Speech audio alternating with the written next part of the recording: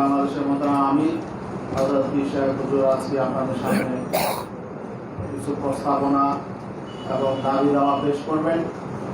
আজকে এখানে সাংবাদিক সম্মেলনে উপস্থিত আছেন প্রথম সারিতে ইসলামী আন্দোলন বাংলাদেশের মধ্যে আমি হযরত পীর সাহেব হুজুর চরমনায় আপনারা দেখতে পাচ্ছেন।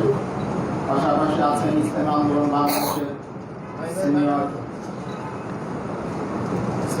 বাংলাদেশের সিনিয়র প্রেসিডিয়াম সদস্য অধ্যক্ষ মাওলানা সাদেক বিল্লাল মাদানী। উপস্থিত আছেন ইসলামী আন্দোলন বাংলাদেশের নায়েবে আমির হযরত মাওলানা আব্দুল হক আজাদ। উপস্থিত আছেন ইসলামী আন্দোলন বাংলাদেশের মোহতারাম মহাসচিব অধ্যক্ষ হাফেজ মাওলানা ইউনুস আহমদ। উপস্থিত আছেন ইসলামী আন্দোলন বাংলাদেশের প্রেসিডিয়ামের অন্যতম সদস্য আল্লামা হুদা ফয়েজি। উপস্থিত আছেন প্রেসিডিয়ামের অন্যতম সদস্য আলহাজ খন্দকার গোলাম মাওলা। আর এদিক থেকে উপস্থিত আছেন ইসলামী আন্দোলন বাংলাদেশের প্রেসিডিয়ামের অন্যতম সদস্য অধ্যাপক মাহবুবুর রহমান। উপস্থিত আছেন ইসলামী আন্দোলন বাংলাদেশের প্রেসিডিয়ামের অন্যতম সদস্য অধ্যাপক আশরাফ আলী আকন।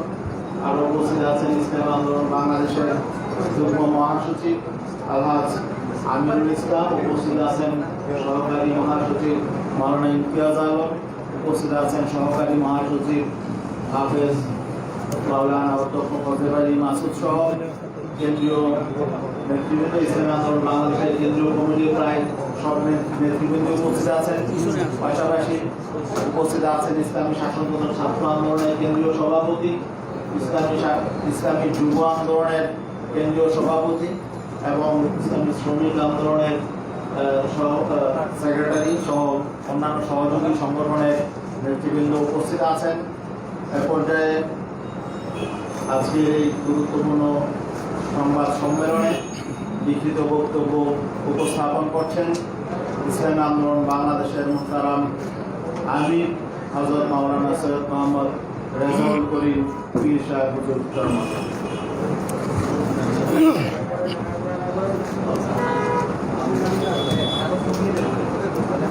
কাগজগুলো দিয়ে গেলে ভালো হয় না?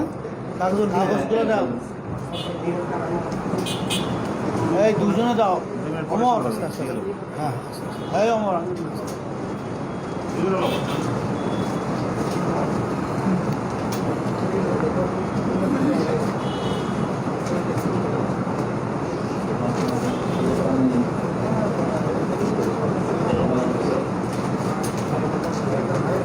মাইকগুলো কি আমাদের মাইকটা চালু আছে?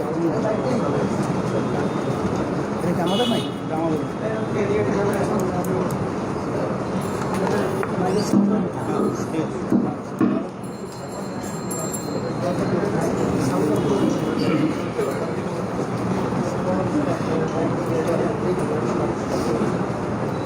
শুরু করা যায়। সবাই পাইছে না?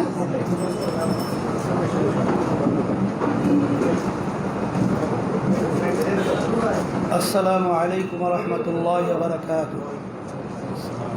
বিসমিল্লাহির রহমানির রহিম। নাহমাদুহু ওয়া নুসাল্লি আলা রাসূলিহিল কারীম। আম্মা বাদ। প্রিয় সাংবাদিক বন্ধুগণ, নানাবিধ জটিল ও বিপর্যস্ত পরিবেশের সমস্যা বিশ্লেষণ ও সমাধানের প্রস্তাবকল্পে ইসলামী আন্দোলন বাংলাদেশ কর্তৃক আয়োজিত আজকের এই সংবাদ সম্মেলনে আপনাদের উপস্থিতির জন্য আন্তরিক কৃতজ্ঞতা জানাচ্ছি। প্রিয় সাংবাদিক বন্ধুগণ, সংবাদ সম্মেলনের শুরুতে স্বাধীনতার ৫০তম বছরে বাংলাদেশের স্বাধীনতা সংগ্রামের সকল দেশপ্রেমিক বীর সেনানীদের প্রতি শ্রদ্ধা জ্ঞাপন করছি। করোনায় মৃত্যুবরণকারী ভাই বোনদের পরকালীন শান্তি প্রার্থনা করছি এবং তাদের পরিবারের প্রতি সমবেদনা জানাচ্ছি। বিশেষ করে অবৈধ ইসরায়েলের সন্ত্রাসী হামলায় নিহত ফিলিস্তিনিদের প্রতি সহমর্মিতা জানাচ্ছি। প্রিয় সাংবাদিক বন্ধুগণ, আজকের সংবাদ সম্মেলনে জনমানুষের পক্ষ থেকে কিছু গুরুত্বপূর্ণ বিষয় উপস্থাপন করার জন্যে আপনাদের মুখোমুখি হয়েছি। আশা করব সংশ্লিষ্ট কর্তৃপক্ষ বিষয়গুলো আমলে নেবেন, জনমানুষের আশা আকাঙ্ক্ষা পূরণে উদ্যোগী হবেন। অন্যথায় জনমানুষের প্রতিনিধিত্বকারী সংগঠন হিসাবে রাজনৈতিকভাবে নিয়মতান্ত্রিক পন্থায় অধিকার আদায়ের সংগ্রামে যাবে ইসলামী আন্দোলন বাংলাদেশ। ফিলিস্তিন প্রসঙ্গ। প্রিয় সাংবাদিক বন্ধুগণ, ফিলিস্তিনি জনগণের দুর্দশা, অবৈধ ইসরায়েলের বর্বরতা নিয়ে নতুন করে কিছু বলার নেই। ইতিহাস ও ঘটনার ধারাক্রম সবাই জানা। ফিলিস্তিন ইস্যুতে বাংলাদেশের ঐতিহাসিক অবস্থান সাধুবাদযোগ্য। আমরা বাংলাদেশের অতীত অবস্থানকে ধন্যবাদ জানিয়েছি। বর্তমান পরিবর্তিত পরিস্থিতিতে ফিলিস্তিন ইস্যুতে বাংলাদেশের জনমানুষের আবেগ অনুভূতিকে আমলে নিয়ে জনতার পক্ষ থেকে আমরা প্রস্তাব করছি যে আসন্ন জাতীয় সংসদ অধিবেশনে ইসরায়েলের সাম্প্রতিক বর্বরতার বিরুদ্ধে নিন্দা প্রস্তাব পাশ করতে হবে।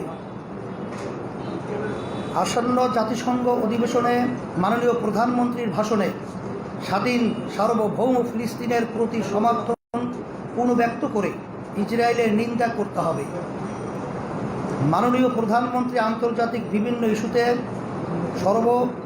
সরব ভূমিকা পালন করেন। আমরা আশা করব আসন্ন জাতিসংঘ অধিবেশন চলাকালে স্বাধীন সার্বভৌম একক ফিলিস্তিন রাষ্ট্রের জন্য তিনি সরব ভূমিকা পালন করবেন। মুসলমানদের প্রথম কেবলা বাইতুল মুকাদ্দাস মুক্তকরণ কল্পে বহুজাতিক মুসলিম সেনাবাহিনী গঠনের কার্যকর উদ্যোগ গ্রহণ করবেন। পাসপোর্ট প্রসঙ্গ। প্রিয় সাংবাদিক বন্ধুগণ,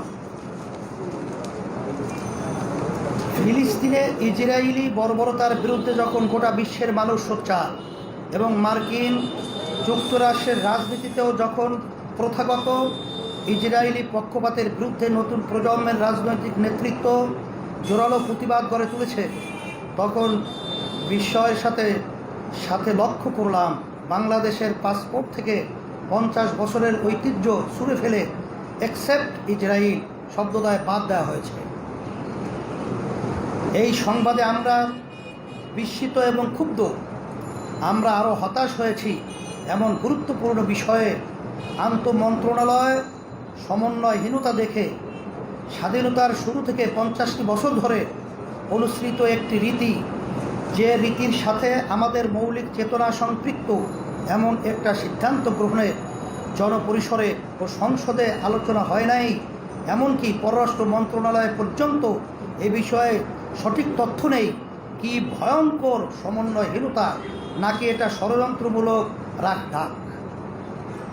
প্রিয় সাংবাদিক বন্ধুগণ, বিষয়টি আলোচনায় আসার পর পররাষ্ট্রমন্ত্রী একটি বক্তব্য দিয়েছেন। তার বক্তব্য আমাদেরকে হতবাক করেছে, কারণ তিনি আন্তর্জাতিক মান রক্ষার যে চুক্তি দিয়েছেন তা কেবল অযৌক্তিক নয়, বরং একই সাথে অসত্য যুক্তি। পাসপোর্টের আন্তর্জাতিক মান রক্ষায় অ্যাকসেপ্ট ইসরায়েল শব্দদ্বয় কোনো বাধা নয়।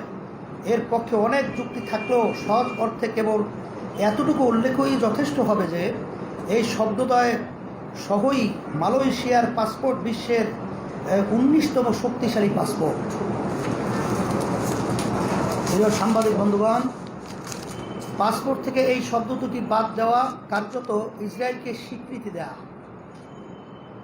আমরা বাস্তবতা থেকে জানি যে তাইওয়ানকে বাংলাদেশ রাষ্ট্র হিসেবে স্বীকৃতি না দেওয়া সত্ত্বেও অ্যাকসেপ্ট তাইওয়ান শব্দ পাসপোর্টে উল্লেখ না থাকার কারণে তৃতীয় কোনো দেশ থেকে তাইওয়ানের ভিসা নেওয়া যায় এবং তাইওয়ানের সাথে লেনদেন করা যায়। একইভাবে ইসরায়েলের ক্ষেত্রেও এই শব্দদ্বয় তুলে দিয়ে কার্যত ইসরায়েলের সাথে সংযোগ স্থাপন করার ব্যবস্থা করা হচ্ছে। অশুভ জয়নবাদের কাজের ধারা মাথায় রাখলে এই সত্য বুঝতে কষ্ট হওয়ার কথা নয়। একই সাথে এই ইস্যুতে ইসরায়েলের পররাষ্ট্র মন্ত্রণালয়ের ভেরিফাইড পেজ থেকে উচ্ছ্বাস প্রকাশ ও অধিকাংশ আন্তর্জাতিক মিডিয়া এটাকে বাংলাদেশ কর্তৃক ইসরায়েলি ভ্রমণ নিষেধাজ্ঞা তুলে নেওয়া হিসাবে সংবাদ পরিবেশন আমাদের আশঙ্কাকেই সত্যায়ন করে।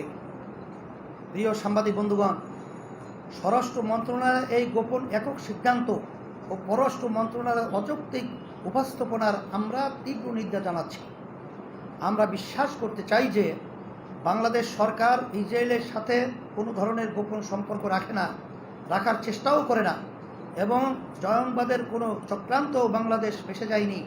এই বিশ্বাস থেকে আমরা বলিষ্ঠভাবে দাবি জানাচ্ছি যে অবিলম্বে পাসপোর্টে এক্সেপ্ট ইসরায়েল শব্দদ্বয় যোগ করতে হবে। যে পাসপোর্টগুলো এই শব্দ ছাড়া ইস্যু করা হয়েছে সেগুলো প্রত্যাহার করে নিতে হবে। একই সাথে বিচার বিভাগীয় তদন্ত কমিটি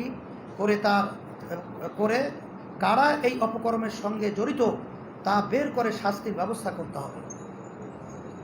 ভ্যাকসিন ইস্যু। প্রিয় সাংবাদিক বন্ধুগণ, কোভিড-19 বৈশ্বিক মহামারী আকার ধারণ করার পরে প্রায় 2 বছর হতে চলল। টিকা আবিষ্কার ও গণটিকাদান প্রক্রিয়াও শুরু হয়েছে, প্রায় অর্ধ বছর হতে চলল।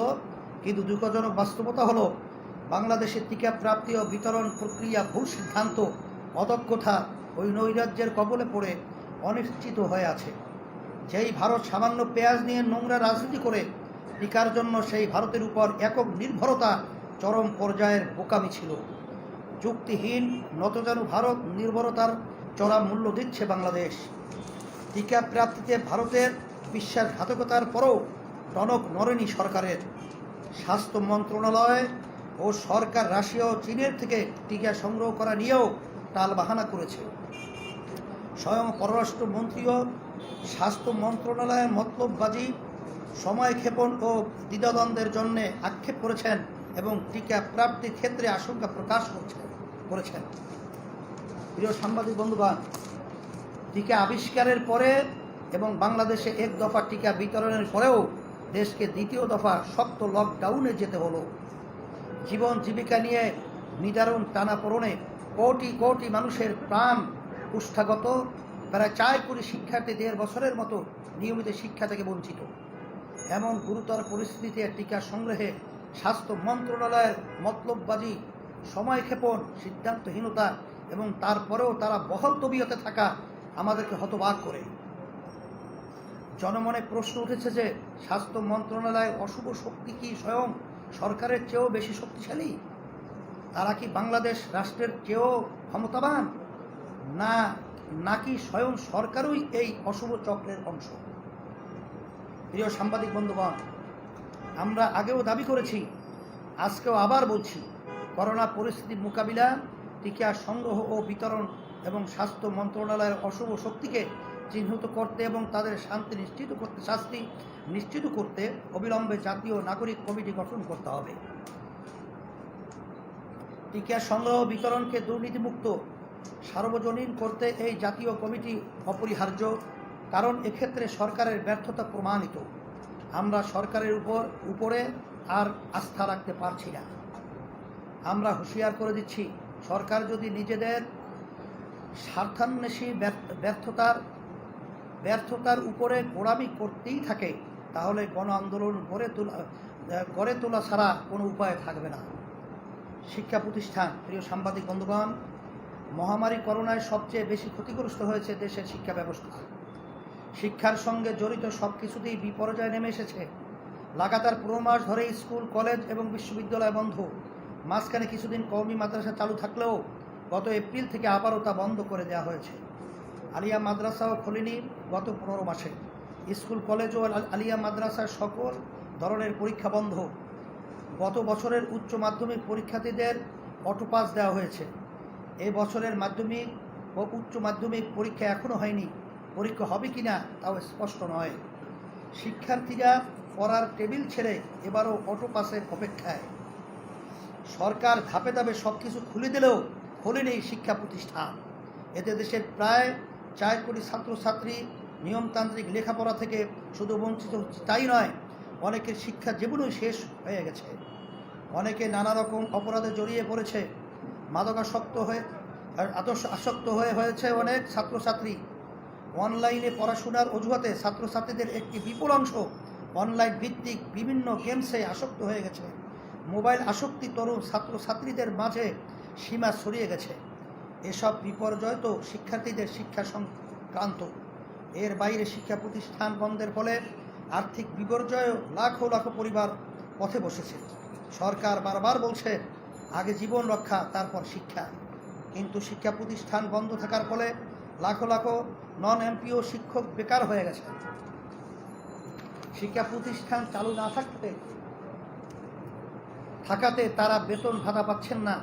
সম্মানিত শিক্ষকগণ চরম মানবতার জীবন যাপন করেছেন। সরকারের উদাসীনতা, অদূরদর্শিতা ও খামখেয়ালিতে দেশের শিক্ষা খাত আজ ধ্বংসস্তূপে পরিণত হয়েছে। হাজার হাজার কিন্ডারগার্টেন এবং প্রাইভেট শিক্ষা প্রতিষ্ঠান চিরতরে বন্ধ হয়ে গেছে। শুধু তাই নয়, দেশে লাখো লাখো পরিবার আছে যাদের জীবন জীবিকা শিক্ষার সঙ্গে সংশ্লিষ্ট। লাখো লাখো ব্যবসা প্রতিষ্ঠান গড়ে উঠেছে শিক্ষা উপকরণকে কেন্দ্র করে। শিক্ষা প্রতিষ্ঠান বন্ধ থাকাতে সেসব ব্যবসায়ীরা আজ বিপর্যস্ত। তাদের দিকে সরকারেরও কোনো নজর নেই। সরকার চাচ্ছে সবাইকে ভ্যাকসিন দিয়ে শিক্ষা প্রতিষ্ঠান খুলতে, কিন্তু ভ্যাকসিন নিয়ে অনিশ্চয়তা তৈরি হয়েছে। সহসাই সবাই ভ্যাকসিন পেয়ে যাবে এমন আশা করা যায় না।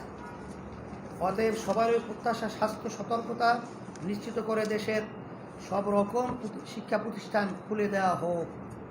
দেশের প্রায় 4 কোটি ছাত্রছাত্রী স্বাভাবিক শিক্ষা জীবন ফিরিয়ে দেওয়া হোক। লাখো লাখো বেকার শিক্ষকদের কাজে ফিরে যাওয়ার সুযোগ দেওয়া হোক। শিক্ষা উপকরণের সঙ্গে যারা জড়িত সেসব মানুষগুলোর জীবন জীবিকার অবলম্বন ফিরিয়ে দেওয়া হোক। প্রিয় সাংবাদিক বন্ধুগণ, আমরা আজকের এই সংবাদ সম্মেলন থেকে সরকারের প্রতি জোর দাবি জানাচ্ছি, আর সময় না বাড়িয়ে অতি দ্রুত সকল শিক্ষা প্রতিষ্ঠান খুলে দিন। এজন্য যা যা করণীয় তাই করুন, অন্যথায় সরকারের অদূরদর্শী ও আত্মঘাতী সিদ্ধান্তের বিরুদ্ধে দেশব্যাপী ছাত্র শিক্ষক, অভিভাবক এবং ভুক্তভোগী ব্যবসায়ীগণকে সঙ্গে নিয়ে ইসলামী আন্দোলন বাংলাদেশ তীব্র আন্দোলন গড়ে তুলতে বাধ্য হবে। ওলামা ও রাজনৈতিক কর্মীদের মামলা প্রসঙ্গ। প্রিয় সাংবাদিক বন্ধুগণ, আমাদের সংবিধান ও সরকারের দাবি মতে বাংলাদেশ গণতান্ত্রিক দেশ। গণতান্ত্রিক দেশের সরকারের সমালোচনা, আন্দোলন, প্রতিবাদ, বিক্ষোভ, উত্তপ্ত বক্তব্য অতি স্বাভাবিক ব্যাপার। বরং এমনটাই গণতন্ত্রের নিয়ম। গণতন্ত্রের এই চিরচরিত নিয়ম সহিংসতায় রূপ নেয় কেবলমাত্র সরকারের আচরণের ভিত্তিতে। বাস্তবতা হলো, বাংলাদেশের রাজনীতিতে সরকার পক্ষ সব সময়ই নিয়মতান্ত্রিক বাদ প্রতিবাদকে দমন পীড়ন করে সহিংসতার দিকে ঠেলে দেয়, আর তার জের ধরে রাজনৈতিক প্রতিপক্ষকে হামলা মামলা দিয়ে নির্যাতন ও হয়রানি করে। সরকারের ফ্যাসিবাদী এই চরিত্রের সর্বশেষ শিকার ওলামায়ে কেরাম। নরেন্দ্র মোদীর আগমনের প্রেক্ষিতে জনমনের ক্ষোভ প্রকাশ ও তাতে সরকারের দমন পীড়নমূলক আচরণের প্রেক্ষিতে ঘটে যাওয়া ঘটনাকে কেন্দ্র করে পবিত্র রমজানে যেভাবে ওলামায়ে কেরামকে আটক করে রিমান্ডে নেওয়া হয়েছে, তাতে এদেশের মুসলমানদেরকে 1857-এর সিপাহী বিপ্লবোত্তর ওলামাদের সাথে সাম্রাজ্যবাদী ইংরেজদের আচরণের কথাকে মনে করিয়ে দেয়। সবাইকে মনে রাখা উচিত, ইতিহাসও সাক্ষী যে ওলামায়ে কেরাম সবচেয়ে শান্ত ও নির্ঝঞ্ঝাট জীবন যাপন করেন। সেই ওলামায়ে কেরামকে ঠুনকো অজুহাতের ভিত্তিতে মামলা দিয়ে জর্জরিত করা এবং গ্রেফতার করে দিনের পর দিন রিমান্ডে নেওয়ার ফলে জনমনে এই সরকার ইসলাম বিরুদ্ধ শক্তি হিসাবে প্রতিষ্ঠা পাচ্ছে। আমরা বিনয়ের সাথে মনে করিয়ে দিতে চাই যে বাংলার জনগণ কাউকে ইসলামের বিরুদ্ধ শক্তি হিসাবে চিহ্নিত করলে বাংলার রাজনীতি ও সমাজে তার ভবিষ্যৎ সংকীর্ণ হয়ে যায়। এটা ইতিহাসের শিক্ষা। প্রিয় সাংবাদিক বন্ধুগণ, আজকের এই সংবাদ সম্মেলন থেকে আমরা আটককৃত নিরপরাধ সকল ওলামায়ে কেরাম এবং তুচ্ছ কারণে বা হয়রানিমূলক মামলায় আটককৃত অন্যান্য সকল রাজনৈতিক বন্দীদের মুক্তির আহ্বান করছি। অন্যথায় এই সরকার ওলামার নিপীড়ক শক্তি হিসেবে ইতিহাসে কলঙ্কিত হবে। বাজেট প্রসঙ্গ। প্রিয় সাংবাদিক বন্ধুগণ, 2021-22 অর্থ বছরের বাজেট ঘোষিত হবে আগামী 3রা জুন।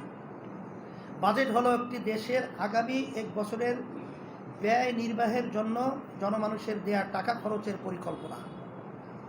এখানে আশা করা বাঞ্ছনীয় যে বাজেট প্রণয়নের আগে জনমানুষের সাথে আলাপ করা হবে।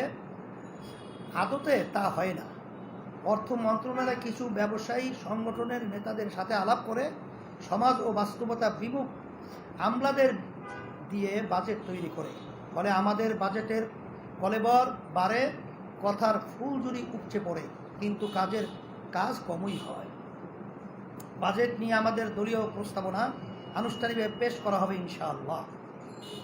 আজকে আমি মৌলিক কিছু দাবি উপস্থাপন করছি। বাজেট উপস্থাপনের আগে সমাজের সকল শ্রেণীর মানুষের সঙ্গে আলাদা করে আলোচনা করতে হবে।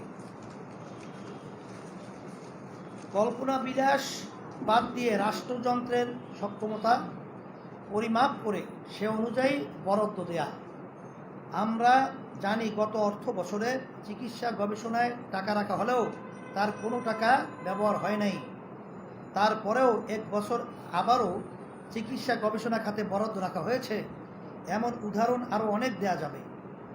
সক্ষমতাহীন এমন বরাদ্দ দুর্নীতির রাস্তা খুলে দেয়।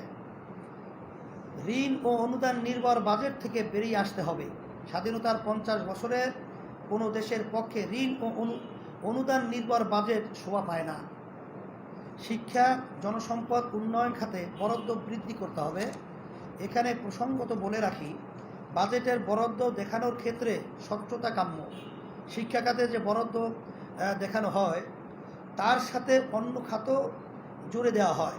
আমরা মনে করি এই চতুরতা বাদ দেওয়া উচিত। আমরা গত বাজেটেও দেখেছি যে বাজেটের 15% এর মতো অর্থ সরকারি কর্মকর্তা কর্মচারীদের বেতন ভাতা বাবদ ব্যয় হচ্ছে। এটা শোভনীয় না। এটাকে যুক্তিসঙ্গত করতে হবে। 6 থোক বরাদ্দ কমাতে হবে। 7 এডিপি বাস্তবায়নের হার খুবই কম। আমলাদের অদক্ষতার কারণেই এটা হয়। এই অবস্থার পরিবর্তন হওয়া দরকার। 8 প্রতিরক্ষা ব্যয় কমাতে হবে। দেশের উল্লেখযোগ্য অংশের নাগরিককে মৌলিক প্রয়োজন পূরণের ব্যবস্থা না করে প্রতিরক্ষায় অস্বাভাবিক ব্যয় অগ্রহণযোগ্য। প্রতিরক্ষা ব্যয় কমিয়ে জনস্বার্থ ও সামাজিক সুরক্ষা নির্ভর বাজেট দিতে হবে। সামরিক বাহিনীর ব্যয় স্বচ্ছতা, জবাবদিহিতা এবং যৌক্তিকতা নিশ্চিত করতে হবে। প্রতিরক্ষা বাহিনীগুলোকে একটি উৎপাদনশীল বাহিনীতে পরিণত করে গড়ে তুলতে হবে। শেষ কথা, ইসলামী আন্দোলনের এই সংবাদ সম্মেলন থেকে আমরা জনগণের পক্ষে জনস্বার্থে যে প্রস্তাব তুলে ধরেছি, আশা করি সরকার এগুলোকে আমলে নিয়ে আশু সমাধানের উদ্যোগ নেবে। বিশেষত সন্ত্রাসী ইসরায়েলের বিরুদ্ধে অশুভ গোপন সম্পর্ক স্থাপন চেষ্টা, ওলামা নির্যাতন, গণবিরোধী বাজেট, শিক্ষা ধ্বংসের ষড়যন্ত্র ও নতজাতু ভারত নির্ভর আত্মঘাতী পররাষ্ট্রনীতি থেকে সরে আসতে হবে। স্বাস্থ্য খাত ধ্বংসে জড়িত মন্ত্রী ও সংশ্লিষ্টদের সরাতে হবে। অন্যথায় দেশের প্রতিনিধিত্বশীল সচেতন নাগরিকদের সঙ্গে পরামর্শ করে ইসলামী আন্দোলন বাংলাদেশ বৃহত্তর আন্দোলনে যেতে বাধ্য হবে ইনশাআল্লাহ। কর্মসূচি অবিলম্বে দেশের সকল শিক্ষা প্রতিষ্ঠান খুলে দেওয়ার দাবিতে মানববন্ধন ঢাকায় 2রা জুন বুধবার সকাল 11টায় জাতীয় প্রেস ক্লাবের সামনে। দেশব্যাপী প্রতিটি জেলা ও মহানগরে 3রা জুন বৃহস্পতিবার সকাল 11টায় সর্বত্র মানববন্ধন হবে। পাসপোর্ট থেকে অ্যাকসেপ্ট ইসরায়েল বাদ দেওয়ার প্রতিবাদ ও তার সংযোজনের দাবিতে বিক্ষোভ মিছিল। 5ই জুন শনিবার বিকাল 3টায় ঢাকায় বাইতুল মোকাররম উত্তর গেট থেকে সবাইকে আবারও আন্তরিক শুভেচ্ছা জানিয়ে শেষ করছি। আল্লাহ হাফেজ। সকলকে ধন্যবাদ। সাংবাদিক বন্ধুগণ, আপনাদের যদি এই লিখিত বক্তব্যের আলোকে কোনো প্রশ্ন থাকে তাহলে আপনারা অনুগ্রহপূর্বক উপস্থাপন করতে পারেন। এই লিখিত বক্তব্যের প্রেক্ষিতে যদি কারো কোনো প্রশ্ন থাকে তাহলে উপস্থাপন করতে পারেন। আমাদের মোহতারাম আমি সে প্রশ্নের উত্তর দেব ইনশাআল্লাহ। আমি একটু যদি জানতে চাই, সেটা হচ্ছে যে আপনারা বলছেন যে আলেমদের দাবি করেছেন এবং আপনারা উদাহরণ হিসেবে বলেছেন পৃষ্ঠা নম্বর 4 যে 1857 সালে সিপাহী বিদ্রোহের সময় যে সাম্রাজ্যবাদী ইংরেজদের যে আন্দোলন সেটাকে মনে করেছে। তো অনেক মাদ্রাসার আলেমরা এখন নদী দূষণের কারণে তারা যে এখন গ্রেফতার আছে, রিমান্ডে আছে, তারা জেলে আছে। তো তাদের সঙ্গে আপনাদের যে আন্দোলন, রাজনৈতিক আপনাদের ঐক্য উভয়দের সাথে আপনাদের রাজনৈতিক ঐক্য হয়েছে। সেই প্রেক্ষিতে আপনারা এই দাবি করছেন? হেফাজত তো একটা অরাজনৈতিক সংগঠন, আর আমরা ইসলামী আন্দোলন বাংলাদেশ আমরা রাজনৈতিক একটা সংগঠন। তাই রাজনৈতিক অরাজনৈতিক সংগঠন কোনো সময়ই একই ধারার নিয়মে চলে না। হেফাজত দেশ, জনগণ, ইসলামের পক্ষে কথা বলার জন্যই তৈরি হয়েছে, মানবতার পক্ষে, সন্ত্রাসের বিরুদ্ধে। ইসলামী আন্দোলন বাংলাদেশ তার কার্যক্রমও ইসলাম, দেশ, মানবতার বিরুদ্ধে যারা নাকি জড়িয়ে থাকবে তাদের বিরুদ্ধেই তৈরি হয়েছে, মানুষের কল্যাণের জন্যে, কল্যাণ রাষ্ট্র প্রতিষ্ঠার জন্য। এই হেফাজত এখানে অন্যান্য বিভিন্ন সংগঠনের লোকজনই কিন্তু একত্রিত হয়ে একটা হেফাজত নামে একটা প্রতিষ্ঠান গড়ে উঠছিল। এখন তো হেফাজত বিভিন্ন কায়দায় প্রশ্নবিদ্ধ হয়েছে। তাই এখানে আমরা যে কথাটা এখানে নিয়ে আসছি, ওলামায়ে কেরামদের উপরে যে আচরণটা আমরা লক্ষ্য করেছি, এটা আমরা অনেকগুলো শব্দ আমরা ব্যবহার করেছি, যেটাকে আমরা এক কথায় বুঝাবো, যেটা কোনো যৌক্তিক কারণ ছাড়াই তাদেরকে গ্রেফতার, হয়রানি এবং বিভিন্ন রিমান্ড সহ হয়রানি করা হচ্ছে। সেটাকে লক্ষ্য করেই আমরা ওই 1857 সালের সাথেই আমরা এটাকে অ্যাক্ট করে উপস্থাপন করার চেষ্টা করছি। ব্রাহ্মণবাড়িয়া এবং নারায়ণগঞ্জে যে তাণ্ডবটা চালানো হয়েছে, এটাকে আপনারা সমর্থন করছেন? শুধু ব্রাহ্মণবাড়িয়া আর নারায়ণগঞ্জ এখানে আমরা কোনো এবং ভিন্ন চিহ্নিত আমরা করি নাই। এই বিষয়ে আপনাদের অবস্থান থাকে? এখানে মামুনুল হক ব্যক্তি এক বিষয়, এখানে আমরা সাধারণভাবে সমস্ত ওলামায়ে কেরাম সহ এবং অন্যান্য যারা নাকি এর সাথে জড়িত নয়, অপরাধের সাথে জড়ায়া নাই, তাদেরকে আমরা মুক্তির ব্যাপারে এখানে আমরা দাবি জানাচ্ছি এবং হয়রানি না করার ব্যাপারে দাবি জানাচ্ছি। আপনাকে মামুনুল হকের মুক্তি দাবি করছেন? এখানে শুধু মামুনুল হক ব্যাপার একা প্রশ্ন করলে তো হয় না। এখানে শুধু মামুনুল হকই নয়, সমস্ত ওলামায়ে কেরাম। এবং আমরা বলেছি যে প্রায় 1.5 মাসের মতো হয়ে গেল, কে অপরাধী কে নিরপরাধী এটা তো অনেকটাই এখন সরকারের কাছে বা প্রশাসনের কাছে অনেকটা এখন প্রকাশ বা প্রমাণিত। আর কে অপরাধী এটা তো বিচারক যখন সিদ্ধান্ত দিবে তখনই এটা বলা যাবে কে অপরাধী কে নিরপরাধী। এখন তো আমরা কাউকে অপরাধী বলে আমরা চিহ্নিত করতে পারছি না। আর আর এখানে আমরা যেটা মূলত দাবি জানাচ্ছি যে জামিনের ব্যাপারটা, এটা তো আপনার দেশের ধারাবাহিকতা এবং আপনার সংবিধান সহ এটা পাওয়ার যোগ্য। কিন্তু আমরা যেটা লক্ষ্য করছি যে আদালতে বিচারকের সামনে যখন জামিনের ব্যাপারে কোনো মুভ করা হয় তখন এটা কোনো আমলই নেওয়া হয় না, কেমন জানি মনে হয় যেন এদেশে কোনো আইনই নেই। এটাকে আমরা ধিক্কার জানাই এবং বিচার করার পরে যদি কেউ অপরাধী হয় তখন শাস্তির ব্যবস্থা হোক, এ ব্যাপারে আমাদের কোনো আপত্তি নেই। এমনকি আমাদের 30 জন সকল বন্দী আলেমদের আপনারা মুক্তি দাবি করছেন? শুধু মামুনুল হক শব্দ ব্যবহার করছি না, এরা সমস্ত ওলামায়ে কেরাম সহ আম শব্দটা আমরা ব্যবহার করছি। আমাদের দলের বিভিন্ন নেতাকর্মীদেরকেও হয়রানি করতেছে, গ্রেপ্তার করছে বিনা কারণে। শুধু আমাদের নেতা কর্মীরা বহুত আছে, এখানে প্রায় 27-28 জনের মতো, 29 জনের মতো, যারা তাদেরকেও গ্রেফতার করা হয়েছে, তাদেরকে এরকম বিভিন্ন রিমান্ড সহ বিভিন্ন কষ্ট দেওয়া হচ্ছে, হয়রানি করা হচ্ছে। একটা বিষয় আপনি একটু ক্লিয়ার করে দেন, ব্রাহ্মণবাড়িয়া নারায়ণগঞ্জে যে তাণ্ডবে যারা গ্রেফতার হয়েছে, এখন যারা গ্রেফতার আছে, তাদের মুক্তি দাবি করছেন আপনারা? আমরা নারায়ণগঞ্জ এবং বিবাড়িয়া শব্দটা ব্যবহার করছি না। যারা অপরাধী তাদের ব্যাপারে আমরা পরিষ্কার বলেছি যে অপরাধীকে ছাড় দেওয়ার ব্যাপারে কখনই আমরা পক্ষপাত নয় এবং কেউই থাকার কথা না। নিরপরাধ শব্দ ব্যবহার করেছি। অযৌক্তিক হয়রানি কিছু কিঞ্চিত কারণের কারণে, যেটা বাংলাদেশ সংবিধান অধিকার দেওয়া হয়েছে, যেমন সরকারের কোনো কাজের সমালোচনা করা, সরকারের কোনো সিদ্ধান্তের ব্যাপারে কোনো বক্তব্য বিরুদ্ধে রাখা, এটা গণতান্ত্রিক তাদের তথ্য অনুযায়ী অধিকার, এরা সংবিধান বাংলাদেশের এটা দিয়েছে। কিন্তু আমরা লক্ষ্য করেছি যে এই ধরনের আচরণের কারণেও অনেককে হয়রানি করে জেলে ঢোকানো হয়েছে এবং হয়রানি করা হচ্ছে।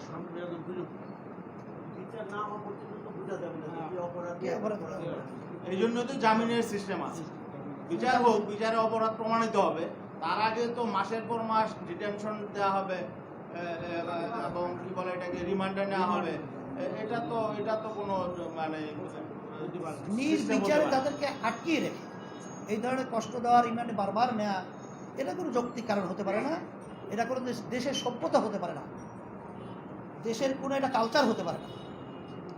কেউ কনভিক্টেড হলে সে জেল তার বিচার সে ভোগ করবে, সেটা তো সমস্যা। শুক্রিয়া, সকলকে ধন্যবাদ আপনাদের এই ধৈর্য এবং সময় দেওয়া। শুক্রিয়া এবং আপনাদের জন্য মেহমানদের ব্যবস্থা